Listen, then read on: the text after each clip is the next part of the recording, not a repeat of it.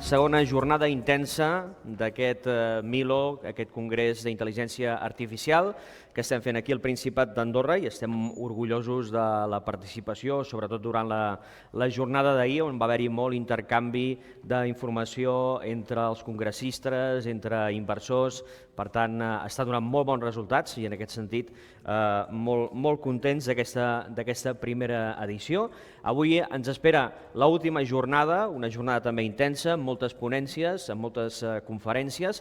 Recordem que són ponències i conferències que es fan en diferents idiomes i que, per tant, a través de la intel·ligència artificial veurem aquí un QR en pantalla, si és que des de realització ens el poden punxar, on podrem d'aquesta manera descarregar-nos l'aplicació, si encara no la tenim, per poder escoltar la traducció simultània. La deixem una estona aquí perquè el pugueu capturar i a partir d'aquí després escolliu l'idioma amb el que vulgueu rebre la traducció simultània, que s'està fent, evidentment, amb intel·ligència artificial com ha de ser. Bé, abans de començar, us recordem també que a la zona del hall hi trobareu també les diferents empreses que també participen en aquest congrés, per si després voleu intercanviar informació amb elles, també una zona per fer reunions, una zona de coffee breaks. I bé, sense més dilació, només recordar-vos que al final de la jornada d'avui hi haurà també els Premis Milo 2024. Tot això serà al final d'aquesta jornada i que, evidentment, tindreu més informació mentre anem avançant el dia. I com que hi ha moltes presentacions i moltes ponències, anem ja, sense més dilació, a començar amb la primera. En aquest cas és amb la presentació de Poli i Intel·ligència Artificial Prom Academy Workshop per part de Thomas Baudin, que és director tècnic i fundador de Polia, desenvolupador, formador, té informació empresarial molt desenvolupada, consultoria empresarial, email marketing, màrqueting digital. Bé, és una ponència d'una durada aproximada d'una hora i que moderarà el senyor Erol Giraudy i també ens acompanya el senyor Christian Jumelet, que també ens ajuden en aquesta presentació. Benvinguts, doncs, a tothom i Tomàs. Merci. Salut Thomas. Bon, merci d'abord à tout le monde d'être venu et une bonne journée chez Mio. C'est vrai que c'est quand même quelque chose de parler d'intelligence artificielle pendant 3 jours et je remercie toutes les personnes qui sont ici. Alors, Polia, c'est un produit très intéressant, mais je ne vais pas vous parler de lui au début. Je vais vous parler de Copilot. Pourquoi de Copilot? Parce qu'aujourd'hui, beaucoup de gens se servent de Copilot pour faire des requêtes en langage naturel, et ça marche très bien. Elles se servent de Copilot aussi pour indexer des fonds documentaires qu'elles ont et pour travailler dessus, sur leur machine. Il y a des abonnements pour Copilot sur Azure ou sur d'autres solutions. Ça utilise en dessous le moteur amélioré de ChatGPT 4. Mais on a un problème. On a un problème, mais vous ne le saviez pas, c'est que ça ne parle pas catalan. Ça parle plus d'une dizaine de langues, mais pas le catalan. Alors le problème, c'est que quand vous faites une traduction avec Copilot GPT-4, ça marche. Mais si vous avez à travailler sur un fonds documentaire, l'extraire, ou si vous faites une visioconférence sur Teams, là, le résumé, il n'est pas parfait. Il y a des erreurs. Donc, ce qu'on va vous montrer, c'est qu'en fait, on travaille sur une amélioration de Polia, qui travaille sur des prompts et qui permet de travailler sur le catalan. C'est un point très important. On en reparlera ensemble pour le forum des jeunes aussi, parce qu'il y a quelque chose à faire sur le forum, et pour les jeunes, pour leur apprendre à se servir de cela, et avec les fonctions de catalan. Alors, je crois que Thomas va nous présenter la solution. Christian nous fera la conclusion, sauf si tu as quelque chose à dire. Christian va faire l'introduction à tes côtés avec un immense plaisir, déjà, en sûr. remerciant Alex, Armangol et toute l'équipe d'organisation, parce que Milo AI, c'est beaucoup d'émotions. Et ce congrès, il est chargé d'émotions, parce que le grand pari qui a été pris par Alex, Armengol et Alejandro Hernandez, c'est de se dire que l'animal, il est important et que l'intelligence artificielle pour l'humain, c'est bien, mais pour Animales, c'est encore mieux. Et c'est aussi pour ça qu'on remercie Alex, de nouveau, parce que ça permet de mettre sous les projecteurs maintenant Polia avec Thomas, qui va avoir cet honneur de présenter parmi vous cette solution. Une solution qui permet de se dire on fait de l'intelligence artificielle, mais on n'a pas besoin de concevoir des prompts. Car la grande difficulté, lorsqu'on veut converser avec une intelligence artificielle, c'est justement la façon de converser. On ne sait pas forcément converser, parce que ce n'est pas naturel aujourd'hui de concevoir des prompts. Alors qu'avec Polia, on n'a plus besoin de se poser trop de questions. Si on aime prompter, alors on va faire du prompt. Mais si on veut utiliser des assistants préconstruits, on va pouvoir le faire. Et quand on va vouloir utiliser, dans nos jargons techniques, des LLM, des grands modèles de langage, dans Polia, il y en a quelques-uns. Et on est totalement agnostique. Et on peut même s'amuser à comparer les résultats de ce qui vient d'un LLM par rapport à un autre. Et l'originalité, que je vais demander maintenant à Thomas de pouvoir vous présenter, réside justement sur un certain nombre de constructions qui viennent avec le produit et qui vont vous permettre d'adresser un secteur économique et pourquoi pas à l'intérieur des process métiers qui vous sont les plus familiers, c'est-à-dire peut-être les ressources humaines, les ventes, le marketing et toute autre chose de ce genre. Allez Thomas, c'est à toi maintenant.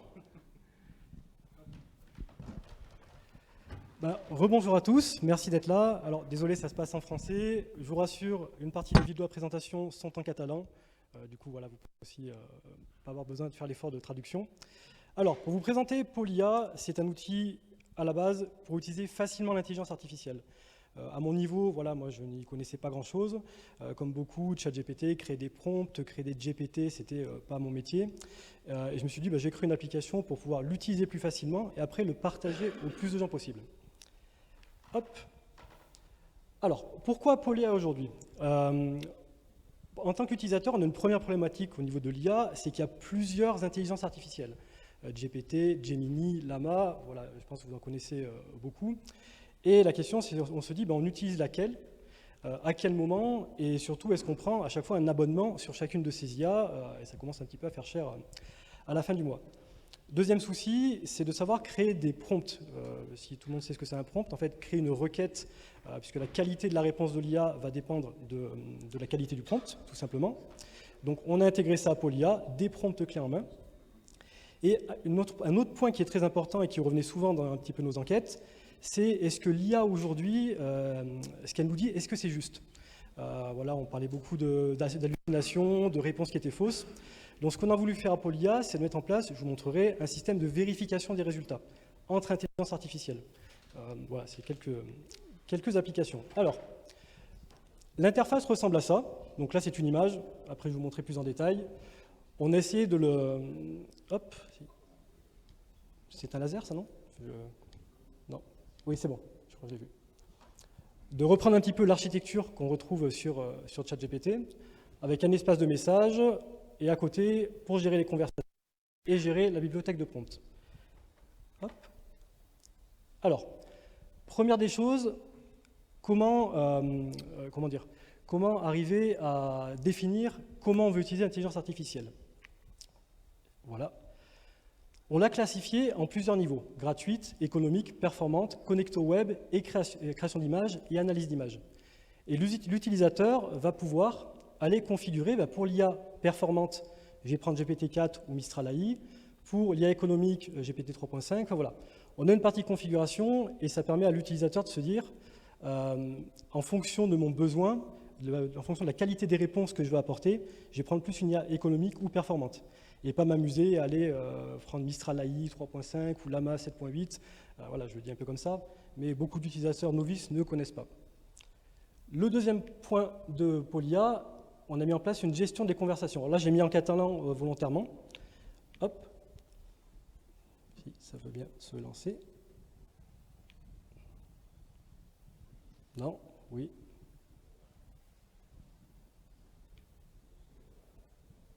Ah, c'est bon, good. Donc, comme sur ChatGPT, vous avez votre système de gestion des conversations. Vous pouvez les ajouter, les supprimer avec une petite fenêtre un petit peu sympa pour que ce soit plus facile d'utilisation. Vous pouvez ici directement entrer mon prompt. Alors, je crois que j'ai mis quelle est l'histoire d'Andorre. Voilà, un truc vraiment très simple pour la démonstration. Vous allez mettre que vous voulez une génération qui est performante. Vous allez envoyer, vous attendez quelques secondes le temps que la génération se fasse. Et du coup, vous allez poser la question en catalan et vous avez les réponses en catalan.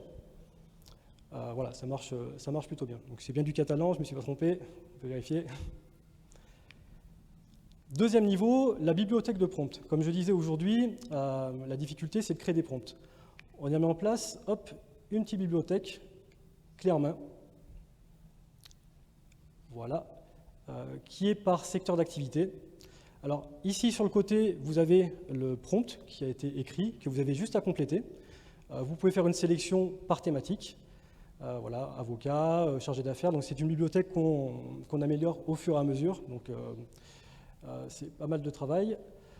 Et l'idée, c'est de vous dire, vous avez la bibliothèque, et là, vous allez prendre des favoris, et ces favoris-là vont être ajoutés en bas à gauche. Comme ça, vous savez que quand vous voulez travailler, vous avez cette liste de favoris. Et quand vous cliquez sur la liste, vous avez le prompt qui se met directement sur la fenêtre de conversation. Vous n'avez plus qu'à la compléter. Hop. Deuxième niveau, on a mis en place une assistance à la rédaction de prompts. Aujourd'hui, créer des prompts, ce n'est pas forcément facile. Il ne faut pas trop se prendre la tête. On demande carrément à l'intelligence artificielle de créer le prompt. Hop. Voilà. Donc vous avez un petit icône qui va charger automatiquement un prompt, qui va demander à l'IA de créer un prompt. Là, vous allez lui dire, là, je crois que j'ai mis créer mon profil LinkedIn. Hop. Et en fait, ce prompt-là, il vous explique comment doit être créé un prompt. Vous allez demander à l'IA également de noter sa création, et après, vous donnez le prompt clé en main. Alors, normalement, dans 2 secondes, ça devrait être bon. Voilà. Donc là, vous avez la description du prompt, la critique du prompt, les questions pour l'améliorer, et votre prompt clé en main que vous pouvez soit prendre, copier-coller, ou soit améliorer, vous en inspirer. Comme ça, vous pouvez créer votre propre bibliothèque directement sur Polia par rapport à vos besoins, sans forcément attendre que nous, on crée la bibliothèque. Hop.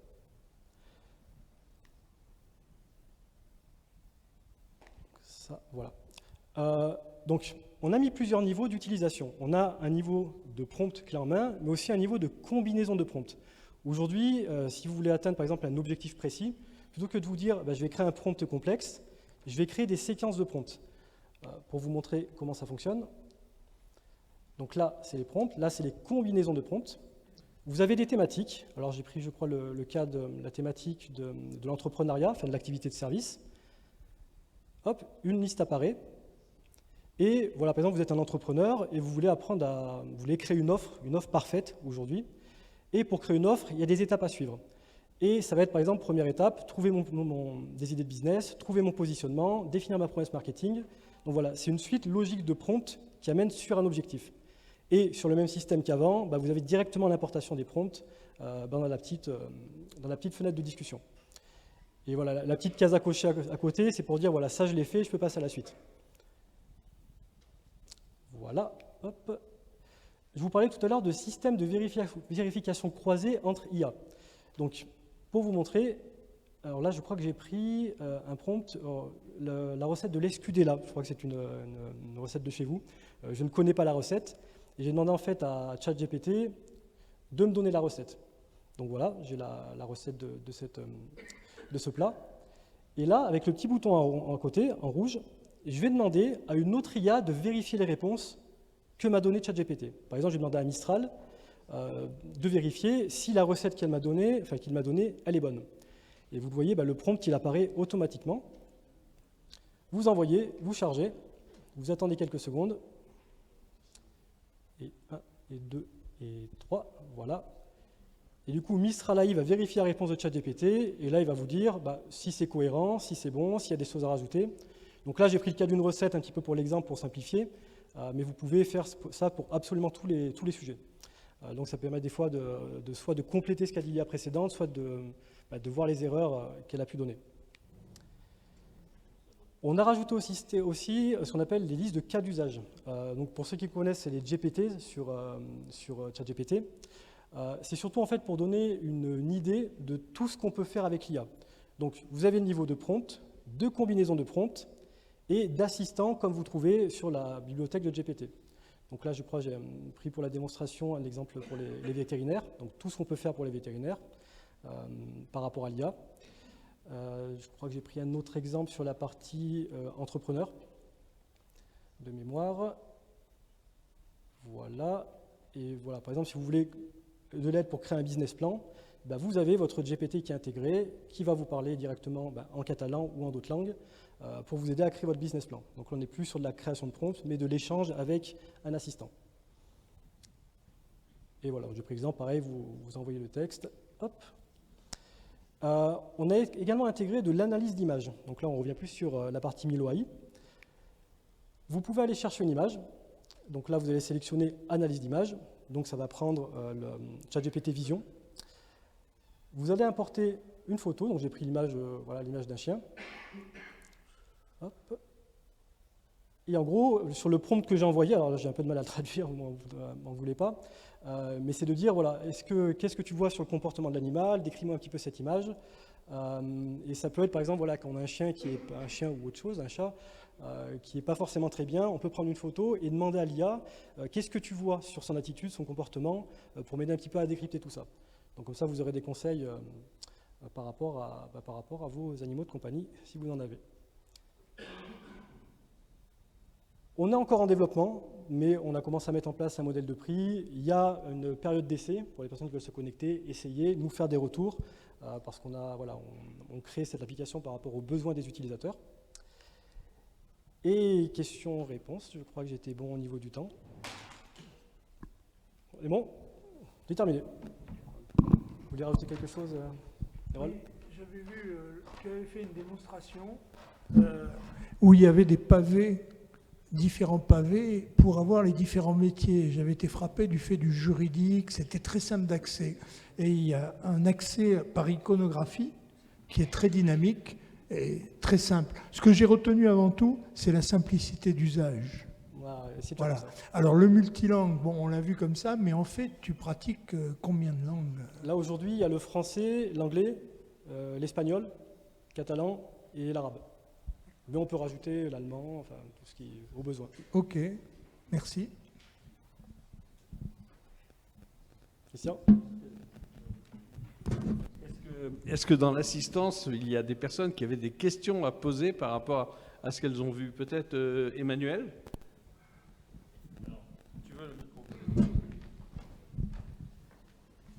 Moi, ce que je retiens, c'est la simplicité d'utilisation qui est extrêmement bien pensée. Et je pense que toutes les entreprises qui veulent faire le transfo demain, et ce genre de logiciel, elles vont en avoir besoin. Parce qu'en fait, on a beau former les gens, ils restent un peu stressés comment s'entraîner. Là, c'est un logiciel qui permet à toute personne de s'entraîner sur toutes les IA possibles en 2 clics.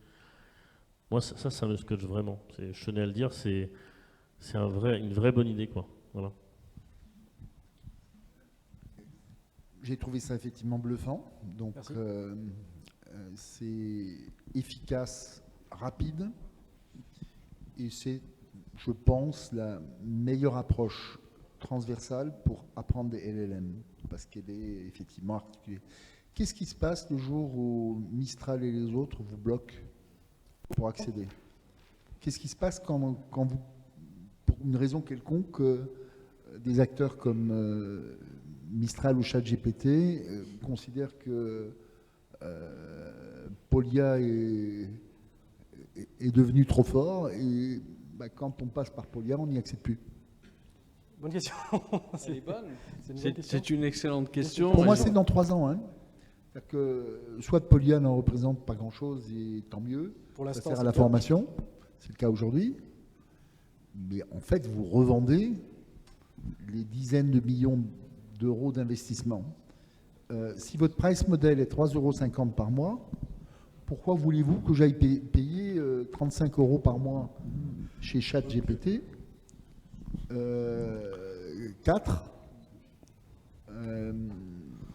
Voilà, et donc ça c'est une vraie question. Alors je vais répondre à la question du coup. Alors avec Polia, on est en train de travailler sur héberger des modèles en local, donc du coup qui sont open source. Et ça c'est des choses qu'on ne peut pas vraiment couper. Bon, à moins que Azure se mette à couper l'accès à tous leurs serveurs, ce qui est plus improbable. Mais on peut faire tourner des modèles en local, les héberger et ainsi avoir le contrôle là-dessus et ne plus être dépendant d'entités externes telles que OpenAI, Google ou même Mistral, etc. Que derrière ça, il y a un autre enjeu, c'est que beaucoup de grandes organisations qui ont le poids nécessaire vont développer leur propre LLM en interne, un micro-LLM. Ceux-là vont plutôt aimer Polia, puisque Polia permet de filtrer les accès et un accord pour permettre une partie, la totalité du LLM. Le LLM en développement interne va coûter entre 10 000 et 1 million d'euros, selon ce qu'il y a. Il y a nécessairement une équipe de supervision derrière, et ça utilise leur vocabulaire interne, leur propre data en interne. Mais tout ça est réglable. Et donc, c'est vrai que vous avez, à mon avis, 3 années de liberté. Ça laisse du temps. Et après, vous aurez 350 LLM possibles, selon les abonnements, selon les autorisations, si vous êtes un des grands acteurs, bien entendu, du secteur. C'est extrêmement intéressant ce débat non prévu, et pour dire que on a tous connu, en fonction de nos expériences et de nos âges respectifs, l'arrivée du web dans les années fin 95, fin 96 du siècle dernier. Et à ce moment-là, on s'est rendu compte qu'au-delà de l'Internet, il nous fallait à un moment donné passer dans un mode intranet. Et c'est un peu ça aujourd'hui le futur. Le futur, il est de l'IA-tranet, si on peut donner ce mot barbare, parce que bon nombre d'entreprises vont vouloir avoir la protection de leurs données, la souveraineté. Et c'est là aujourd'hui, sur ce qu'on voit au niveau open source, et de cette capacité à mettre effectivement sur la bonne station avec les bonnes cartes qui vont bien l'ensemble du dispo, c'est l'orientation qui est d'ores et déjà prise avec Polia pour permettre, avec une démarche entreprise, de mettre à disposition pour qu'elle soit totalement autonome, sans pour autant faire des fuites d'informations. Et c'est bien ça qui est de plus en plus demandé, et je suis d'accord avec ce qui vient d'être dit, à savoir qu'aujourd'hui, bon nombre de sociétés sont en train de construire des LLM, qu'il est certain que Polia, dans sa stratégie d'évolution, va devoir s'appuyer sur un certain nombre, effectivement, d'LLM, et que dans la version Enterprise, qui est en cours aujourd'hui d'évaluation chez un grand compte en France, nous sommes en train de regarder comment nous allons faire pour effectivement mettre à disposition. Et c'est vrai que dès lors où on pense à tous les acteurs du marché, avec le coût d'acquisition pour permettre effectivement de déployer sur 1 millier de collaborateurs, le coût d'accession revient relativement élevé. Ça ne veut pas dire que lorsqu'on est sur un marché autant rapide et autant compétitif, on n'aura pas, nous aussi, au niveau de Polia, une obligation de devoir s'adapter en permanence sur le modèle de prix. Mais je crois qu'aujourd'hui, l'accent a été mis déjà depuis plus de 2 ans sur la souveraineté de cette information. Et il est évident qu'on est dans cette direction. Alors c'est sûr qu'aujourd'hui, Polia, c'est encore tout petit. On souhaite à Polia un avenir incroyable. Le fait d'être ici avec ce congrès autour des animaux est extrêmement important parce que quelque part, et au travers de ce qu'a dit hier Philippe Trottin sur tout ce qui est impact, tout ce qui est handicap, le marché de Polia, quant à moi et quant aux visions que nous partageons, sont inscrits dans cette vision. Je crois que tu voulais rajouter quelque chose, Samy. Tout à fait. Donc, je pense que dans le futur, il sera possible que des entreprises déploient en local des modèles sur leur propre serveur et qu'on puisse, comment dire, à travers un accès, à travers un pare-feu, venir plug PolAI là-dessus. Ce qui fait que donc, du coup, les données vont rester entièrement confidentielles et internes à l'entreprise. Et elles pourraient même, comment dire, venir indexer toutes leurs données et utiliser PolAI par-dessus comme couche. Ce qui fait que donc, du coup, là, on va réussir à respecter donc, du coup, tout ce qui est lié à la gouvernance des données et que ça pourrait être une belle amélioration pour Polia et qu'aujourd'hui c'est faisable et que ça pourrait être déployé rapidement. Voilà. Je voulais juste dire un petit mot pour être fun, amusant. Polia, c'est de 7 à 77 ans. Ça veut dire que quand vous êtes tout jeune, vous avez le besoin à un moment donné de vous initier à l'intelligence artificielle. Donc Polia for Kids, c'est quelque chose qui est en cours de réflexion en interne avec Polia, parce qu'il y a beaucoup d'enfants qui se doivent aujourd'hui de démarrer la compréhension vis-à-vis de cette intelligence artificielle. Mais ce qui est important, dans une vision de vulgarisation, on se rend compte aujourd'hui que la barrière est réellement la formation et l'acculturation. Et pour cela même, je pense qu'aujourd'hui, l'usage d'un logiciel comme Polia peut permettre justement de manière progressive d'acculturer, puis ensuite de former, et qui peut être aussi un bon outil, quelle que soit la strate dans l'organisation d'une entreprise, que ce soit au niveau top management, au niveau du C-level ou au niveau d'un patron de division, de petit à petit s'approprier Polia. La véritable chose qui nous semble importante également, c'est l'aspect sécurité vis-à-vis de l'information system.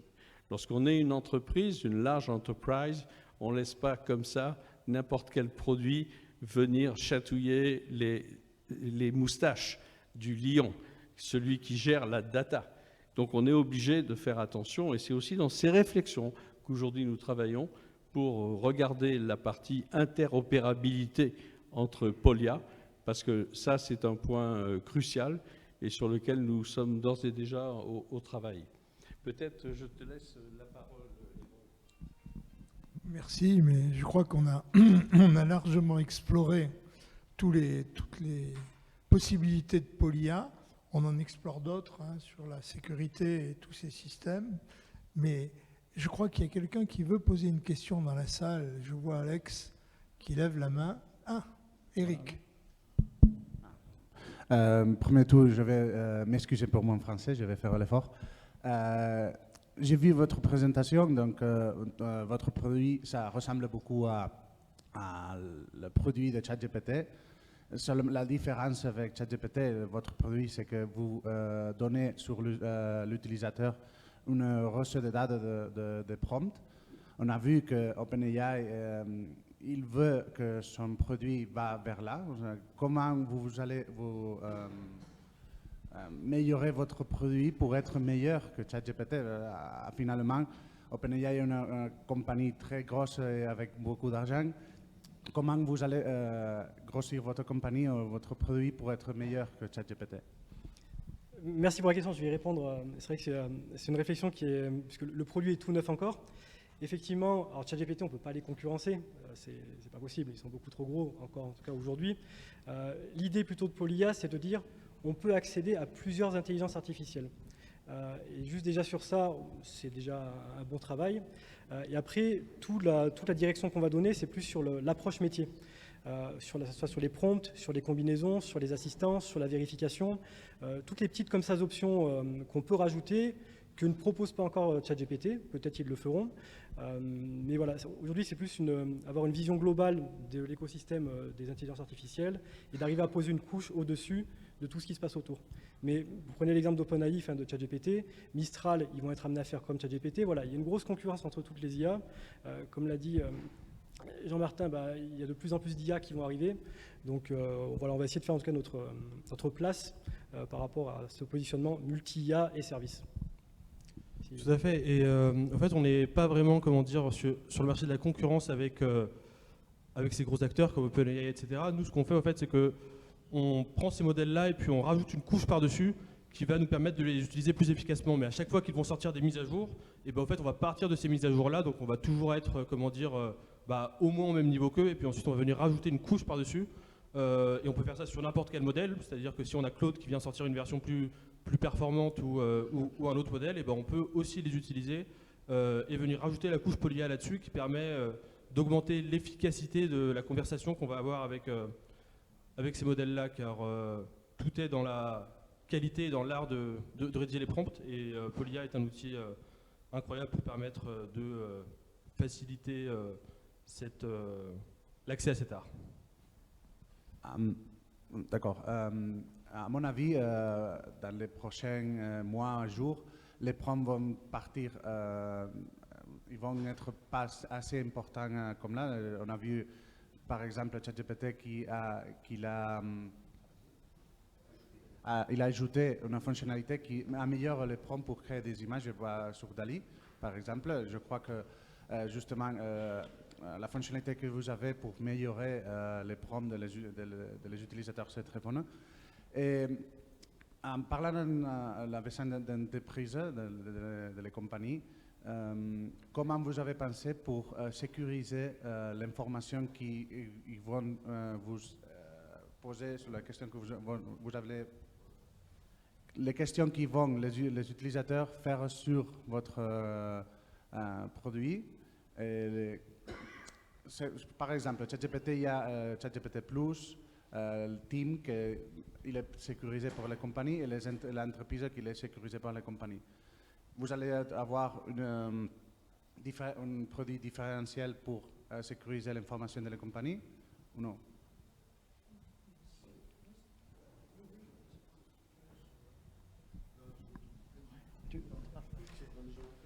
Ouais, donc actuellement, PolyIA n'utilise pas les données générées pour pouvoir entraîner ses propres modèles, ce qui fait que les données qui sont générées restent, comment dire, à l'utilisateur, et il n'y a pas de, on n'a pas de droit de regard au fait, et on n'utilise pas ces données-là pour pouvoir réentraîner nos modèles, car notamment entraîner un modèle, c'est assez coûteux, assez complexe, et on cherche pour l'instant pas à s'insérer dans ce marché-là. Et en plus de ça, si les entreprises choisissent d'héberger leur modèle en local et de le déployer par exemple sur un Docker avec Ollama ou des technologies comme ça, donc du coup le modèle va rester chez eux et il sera directement lié donc du coup à Speedalware, donc ce qui fait que même si on le voulait, on ne pourrait pas avoir accès, comment dire, à ces différentes données. Donc il n'y a pas de souci à ce niveau-là, contrairement à notamment ChatGPT. Ce qu'ils faisaient, c'est qu'ils utilisaient les meilleures réponses pour pouvoir entraîner leur modèle supérieur.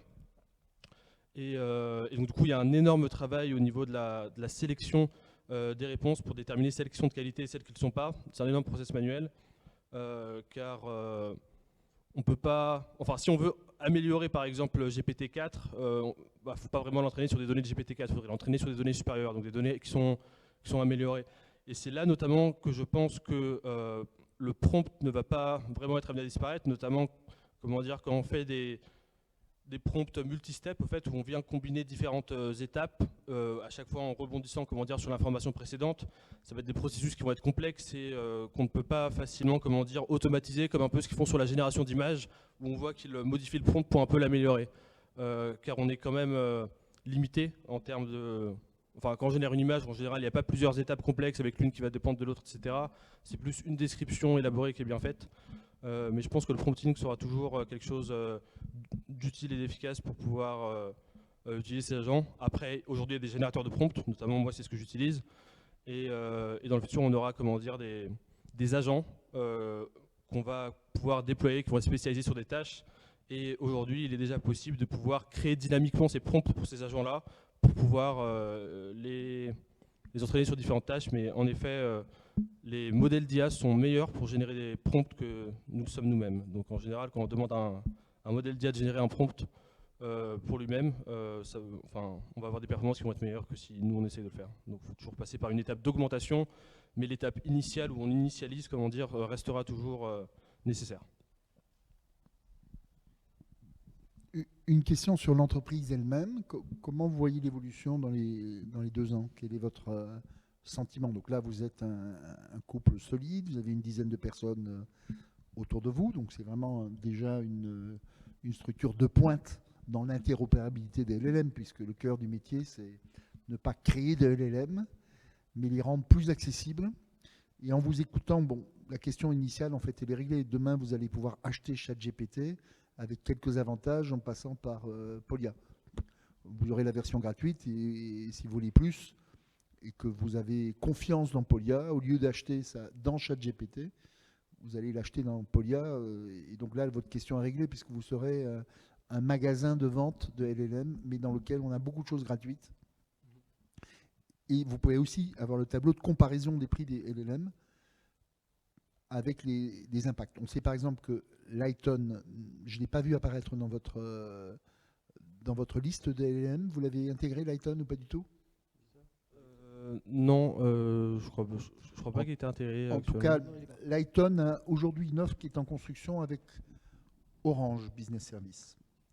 Et donc, Orange va vendre du LLM avec un positionnement à peu près à 50 € par mois, pour donner un ordre de grandeur, contre 35 ChatGPT 4.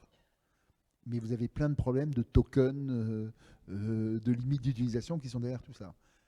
Rien que de comprendre ça, c'est aussi compliqué de connaître les tarifs d'Orange, connaître les tarifs de vos besoins à l'international. Donc je pense qu'il y a quelque chose dans lequel demain vous allez être aussi nécessairement revendeur de solutions d'LLM, avec quelque chose qui donne les tarifs du marché, quelques avantages si on achète par Polia, parce qu'on est dans des périodes de tests plus longues où on a des points, des systèmes de formation.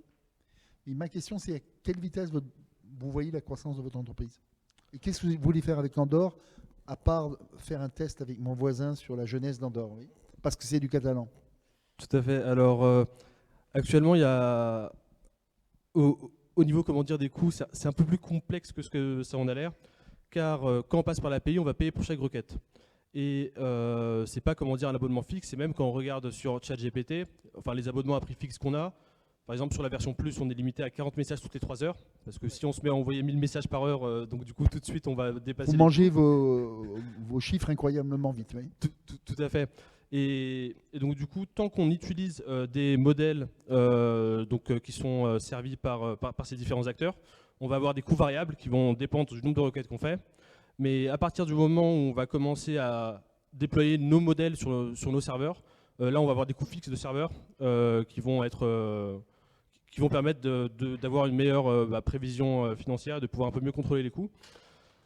Après, on va quand même arriver on arrive sur une période dans laquelle la ressource est de plus en plus difficile à accéder, car notamment avec tous les acteurs qui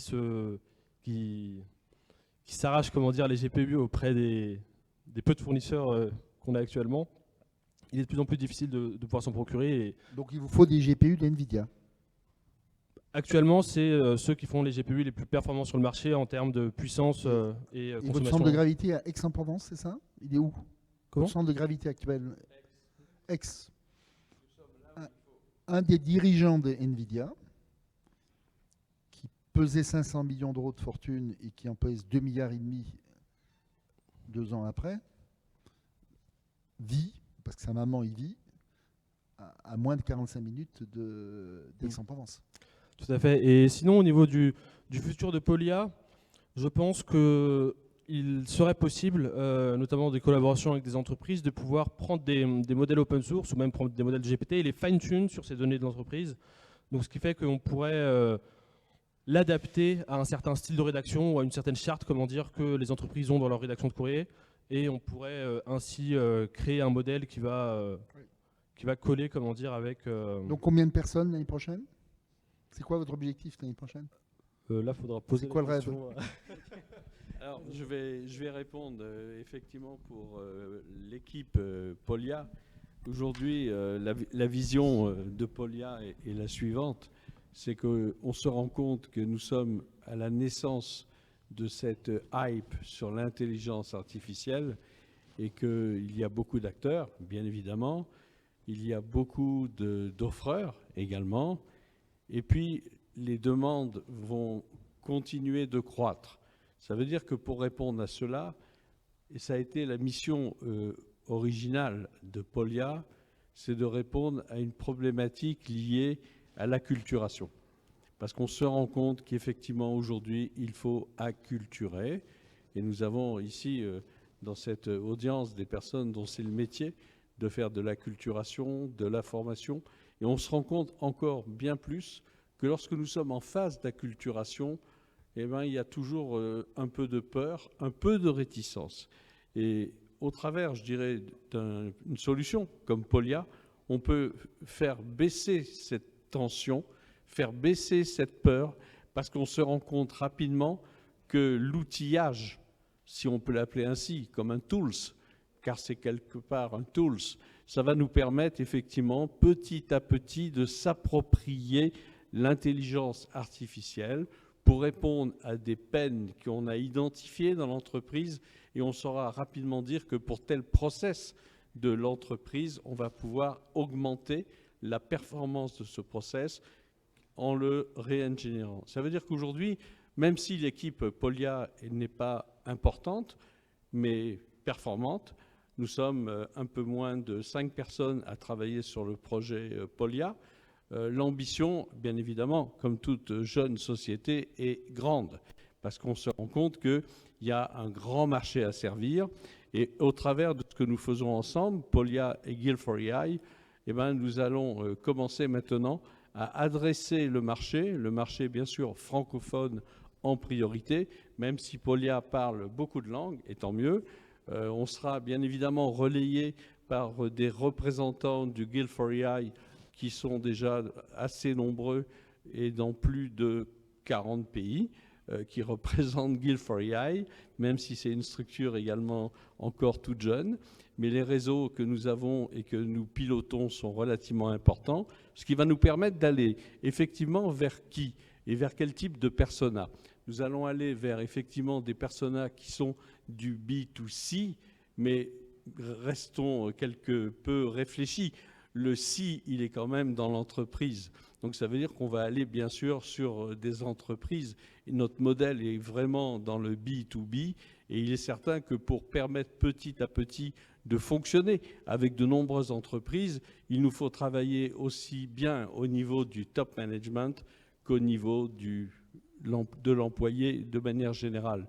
Donc notre vision aujourd'hui, c'est presque une boule de cristal de savoir qu'est-ce que nous allons être dans quelques années. C'est très compliqué.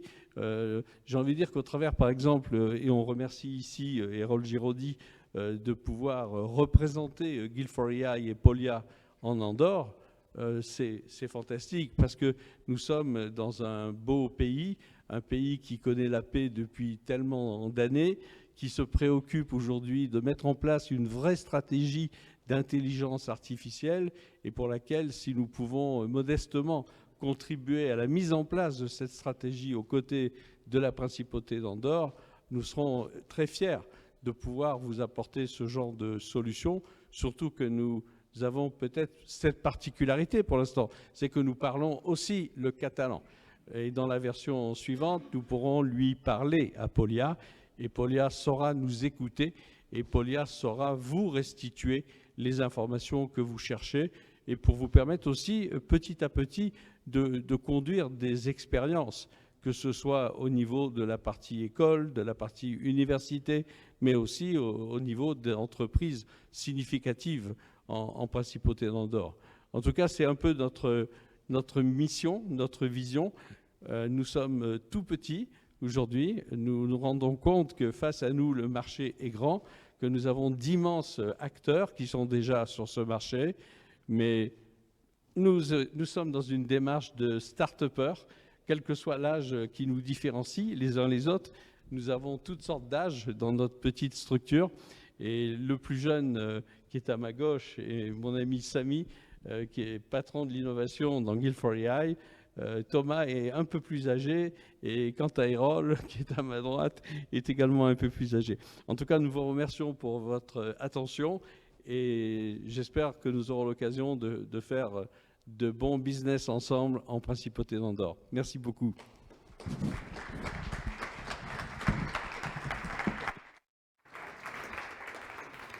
Molt bé, doncs moltíssimes gràcies. Fem tot seguit una petita pausa cafè.